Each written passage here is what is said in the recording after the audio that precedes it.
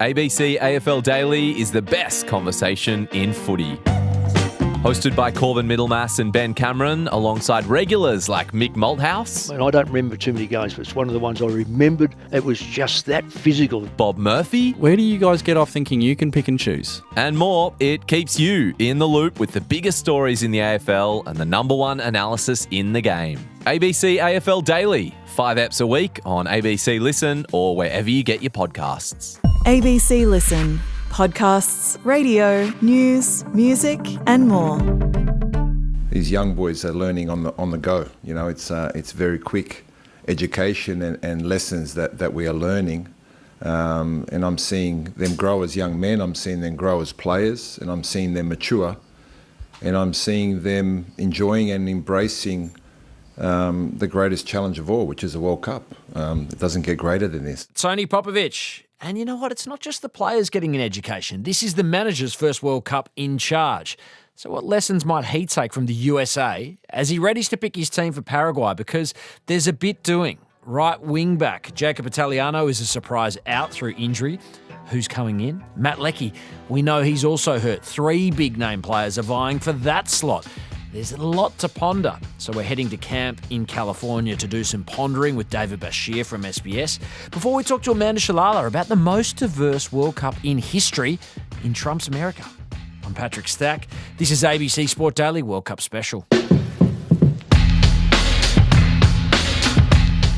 David Basheer is the lead caller for SBS at this Football World Cup. He's in California. He spoke to Tony Popovic and the Paraguayan camp today. Dave, the big news, Jacob Italiano is out. What happened and who comes in? Yeah, good question, Patrick. He had an abductor injury at training, the extent of which we're not quite sure, but he's definitely missing this match. Firstly, Jacob unfortunately won't be available. Yeah, I think it's a abductor injury. We don't know the extent of it as yet. We'll do some further tests in the coming days, but he won't be available for this game. And we know already Mat Leckie's out with a hamstring injury. So who comes in? I think he's probably thinking Jason Gerry at right back. He's also got Kai Truant as an option. And then really left field maybe as Isbay as an inverted wing back. But probably not going to go down that track, I wouldn't have thought. And for Leckie, everybody's hoping Nestori Irankunda starts, and also Connor Metcalf as well. Whether that happens, who knows? It's just almost impossible to predict what he's going to do. You know, one thing's for sure, Paraguay defend well. They were very resolute against Turkey in the last match. So there is a school of thought to say be positive from the start, try to score early and then draw them out, you know. But, you know, easier said than done because they're an excellent team. It's kind of a surprise to think that Jacob Italiano missing this game would be such a headache. Can you maybe help our audience understand why that right wing back position is just such a crucial cornerstone for this Socceroos lineup? Yeah, it is. It's interesting. It's his system, his preferred wing back system. And if you've noticed on the other side, Geordie Boss, who's usually a very potent attacking weapon against the better quality opposition of the World Cup, has not been deployed as advanced as he usually is. So the wing-backs are really important because they protect those wide areas. And as we know against the United States, we're a little susceptible in those areas. Jacob basically has had an excellent tournament. You know, he's playing in the top flight of Austrian football. He's coming up against more credentialed opponents that he'd normally face. And he's done really well. And I think it's been a steep learning curve for him. That position is there to get opportunities in attack, but primarily under Popovic's system to be very secure at the back. Jason Gerry knows the system. He's played under Popovic of Melbourne Victory. You know, he's an experienced player. So let's just wait and see if he comes in, if he can do as good a job. As you say, Mat Leckie opening the door for potentially Nestori Irankunda. I suppose Christian Volpato or Connor Metcalf would be the others in the mix for that inclusion. How are you seeing that attacking sort of contingent? It's a really vexed question because it does depend, you know, like Gustavo Alfaro, the Paraguayan coach, I think he was playing ducks and drakes today, to be honest. He was saying that, you know, virtually saying that they'd be happy with a point to qualify them at least in third place. The point's good enough for us to finish second, the Socceroos to finish second, but I'm not sure that's the case. I think he's a lot more ambitious than that. And I would like personally to see Nestori start with Connor Metcalf. It was a very good combination against Turkey. We lacked that type of potency, even to hold the ball up, because we know Connor Metcalf's an excellent technical player, and, Nestor Irankunda's got that pace in behind to always, warrior defences, and they're not overly quick in the centre of their defence. So I reckon, look, I don't know what he's going to do, but we've the whole SBS crew have been discussing it all day, right? Probably for a couple of days has been an obsession. What is he going to do? I know Luke Wilkshire, my co-commentator, would like to see both Nestori and Connor Metcalf start with Mo Toure, because that really does provide a lot of threat.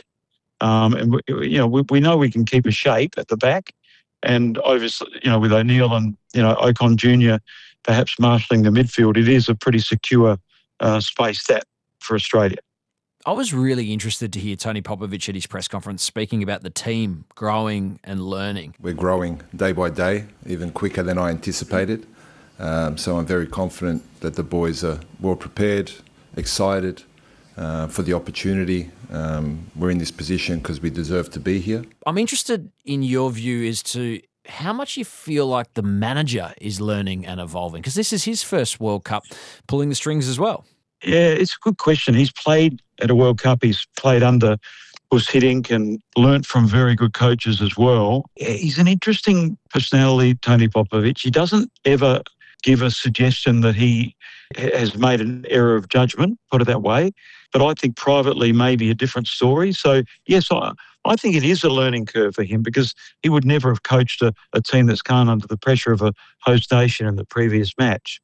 So from that point of view, tick for a new learning for both him and his players, and also what works and what doesn't for a young group. It's our second youngest team at a World Cup. So, from that point of view, he's on a steep learning curve as well. I did enjoy him reminding the media today that the last time I think the Socceroos played Paraguay, he was on the scorer sheet. Yeah, maybe when I saw that we've got Paraguay, it was a bit personally something a little special. I also scored in my last game. I didn't score many, so I have to remind you of that. Also for Ale, that I did score against Paraguay. Good to see that he's got a decent level of ego, Dave. Yeah, I think it also shows how much it means to him to play for Australia. The badge means a lot, and it's the first time it's an all-Australian coaching staff at a World Cup, the first time a member of the Golden Generation has led Australia, the national team. So there's a lot of firsts in that respect. But, yeah, he's got a keen sense of history. He's also got a keen sense of the occasion as well. It's a wonderful challenge. That's what we're here for. And, we love the position we're in, that we can go through to the next stage, to the knockout stages, and we know it's in our hands, and we know what a win does for us tomorrow. So let's just hope, Patrick, he brings the best out of his players for tomorrow, because it's going to be a pretty searching World Cup test, I reckon. I'll tell you one person who's got a fair bit of World Cup experience is your good self. I think this is your 5th World Cup. I'm just wondering, for someone who's seen all the different iterations of Socceroos team, how this one compares to you, because they've all got kind of different personalities. I actually go back even further back. I don't know, 1998, we didn't qualify, but I was there. I'm just thinking about the Australian, teams I've seen. Obviously, 2006 I was there, but not for SBS, and I was there basically as a supporter, doing a little bit of reporting. That was the golden generation for mine, and they were managed very tightly by Gus Hiddink. He had that typical sort of imposing sort of personality over the team. You could argue that Ange Postecoglou had the same type of approach in 2014 in Brazil. South Africa was different because Pim Verbeek was under a lot of pressure after he, coughed up that first result against Germany. So they've got all different qualities and different ways of going about it. I think 4 years ago, Arnie was the quintessential players manager, in a way that he managed his group out of a very awkward situation in the opening game. He empowered the players. All of the big managers have different ways of going about it, but Tony Popovic is possibly more the Gus Hiddink style, I would think. You would no doubt feel like the level of excitement that's building in Australia, Fed Square, Tumbalong Park, live sites packed, the inevitable conversation about whether or not everyone should have the day off. I'm pretty confident they will capture the moment, whether they have a day off or not. I'm sure every Australian will be somewhere watching the Socceroos and watching these boys perform and be very proud of them. This looms as an all-time Socceroos clash. How does it feel to be the guy soundtracking that? I don't try to think about it that much. I know it sounds a bit odd, but you've still got a game of football to call, and you try to just discuss it with the team. They're all passionate football people that we're travelling with. They always have been. And you just try to get in the moment. Obviously, I've never played at a World Cup. I've just observed it and commentated. So you're leaning very much into what Luke Wilkshire has to say about the experience. It's always a privilege to call the Socceroos at a World Cup because they do play with a lot of passion and desire.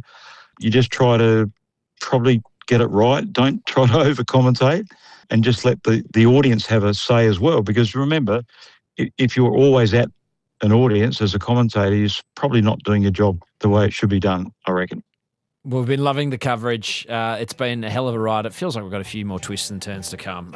David Basheer, thanks so much for your time. Appreciate your analysis a day out from the game. Thanks, Patrick. All the best, mate. The ABC's Amanda Shalala is in the United States covering this tournament. Amanda, you've written about this being the most diverse World Cup ever from a player's point of view. Can you maybe break down how and why that's the case? So, Stacky, around a quarter of the playing cohort for this World Cup were born in a country different to the one that they're representing. And then there are many, many more, we don't know the exact number, who are second or third generation migrants. So it's this fascinating evolution of the Men's World Cup, whereas when it started, maybe that number was around 10 to 13%. So it has been 100 years or so. So it has progressed a little bit in that time. And I spoke to Ben Brindle from the Migration Observatory at the University of Oxford to get his insights around this because he's been doing a lot of research around it. And it was super fascinating to understand how and why this is the case and whether it actually makes a difference as well. That was one of my questions is, well, does it make a team perform better if they are more diverse? And he said there are studies which suggest that is the case. You will perform better at international tournaments if you have that mix because of a bigger playing pool, because of the different physical attributes that players will bring, and also the different systems that they have grown up in as well. There's a really big mix from the big name countries. You'll see it more in the second and third generation migrants. And for some of those smaller emerging nations, it is very much reliant on their recruiting strategies to get players with lineage from that country to bring them over. What I found really intriguing was that it wasn't necessarily the sort of diversity that you might expect. So we see the African influence on major nations like France, England, even Australia. But what surprised me when I looked at it a little bit was the lack of homegrown talent, if you could call it that, in nations like Haiti, DR Congo, even Cabo Verde. It's maybe not always the way you think it's going to manifest. So in those countries, like England, France, it is very much influenced by that colonial and post-colonial migration. And so that's why we see those sorts of links, but more so with those second, third generation migrants. So looking at some of the examples, DR Congo, 85% of their players were born outside of the country. Curacao, the smallest nation to ever qualify for the Men's World Cup, all but one player was born in the Netherlands. It was a former Dutch colony. Morocco, you have 19 of the 26-man squad born overseas. So when you look at some of those examples, let's look at Morocco in particular and the others to a lesser extent. They have a very aggressive scouting and recruiting strategy. They'll have scouts embedded all throughout Europe, and they are actively seeking players who have any sort of link or heritage to that country. And it helps some of those countries where they maybe don't have the same facility or resources or money as the big countries to develop the talent. So they tap into the European system, for example, where these players have come through some of the best football schools in the world, and then they can take them when they've already been primed and then put them out on the national stage. One of my favourite stories, though, is Roberto Lopes from Cabo Verde. He is from Ireland originally. He has a dad who has Cabo Verde heritage, and he got a LinkedIn message in 2018. It was in Portuguese. He can't speak Portuguese, and he ignored it. He was working at a bank in Dublin. He thought, okay, that's a bit weird. Then 9 months later, they sent this message again, but this time in English. And it was from the Federation saying, hey, we found out you have some heritage. Do you want to play football for us? And now here he is playing at a World Cup. Incredible to think that good things actually do happen on LinkedIn. Given the diversity of the playing cohort, is there an irony at all given the United States' current landscape around immigration? Yes, we know the current landscape here. I've been spending a lot of time the past couple of weeks in Texas, which is Republican heartland. A World Cup can really provide a unique opportunity to have people from all different countries and cultures to mix and to provide a bit of cultural exchange and show that, hey, yes, we might have differences, but we're all humans. Even though we have different beliefs and customs, we can have fun together. We can have this shared collective experience. So the experts I've spoken to have said, that actually is incredibly powerful and shouldn't be underestimated in a climate, in a country that has been very, very divided. There are many that are hopeful that the effects will last long beyond the tournament when it finishes in a few weeks. Amanda Shalala, thanks for this look into pretty surprising story. Appreciate it. Thanks, Taki. Headlines. Brazil has topped Group C after breaking the hearts of the Tartan Army with a 3-0 win over Scotland. Vinicius Jr. was the man for the South Americans. He scored 2 goals and had 1 disallowed as he continued the trend of big names shining big. He has 3 goals for the tournament so far. They'll now play either the Netherlands, Japan or Sweden, depending on the results from that group. Scotland might make it through as one of the best third-place teams. In the same group, Morocco beat Haiti 4-2 as they secured second spot. Group B, earlier, Switzerland, they beat co-host Canada 2-1 and Bosnia and Herzegovina thumped Qatar 3-1 to end their miserable tournament. That group finished Switzerland, Canada, Bosnia and Herzegovina and Qatar. And finally in Group A, Mexico topped the standings after beating Czechia. South Korea, beaten by Bafana, aka South Africa, in Mexico. That means the Africans rose to second and South Korea slumped to third. I'm Patrick Stack. This is ABC Sport Daily World Cup special produced by Poppy Penny.